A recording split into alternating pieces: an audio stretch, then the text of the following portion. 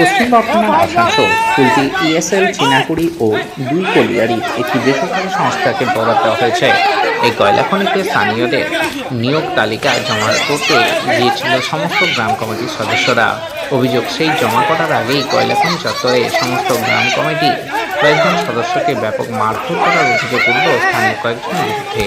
এমনকি নিয়োগের তালিকায় নথিপত্র ছিঁড়ে ফেলে দেয়। মারধরের ভিডিও সোশ্যাল মিডিয়ায় ভাইরাল।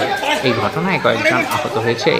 আক্রান্তরা নিয়ামতপুর থানার পুলিশের দ্বারস্থ হয়। আক্রান্তদের অভিযোগ, এই কয়লা খনিতে চাকরির জন্য দীর্ঘদিন সমস্ত গ্রাম কমিটি আন্দোলন করেছিল।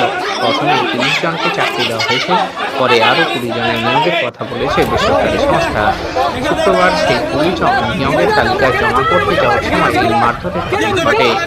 বাইট স্বপন মাহাতো গ্রাম কমিটির সদস্য, বাইট গঙ্গা বাউরি গ্রাম কমিটির সদস্য, বাইট জগাই মাহাতো সমস্ত গ্রাম কমিটির সদস্য। আপডেট পাঁশকুড়া নিউজের জন্য।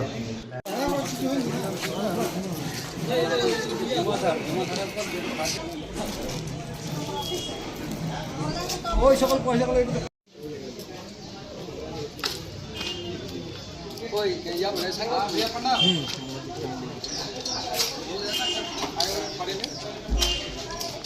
পারে মায়ে में तो माया रखते हैं तो खिलाई है।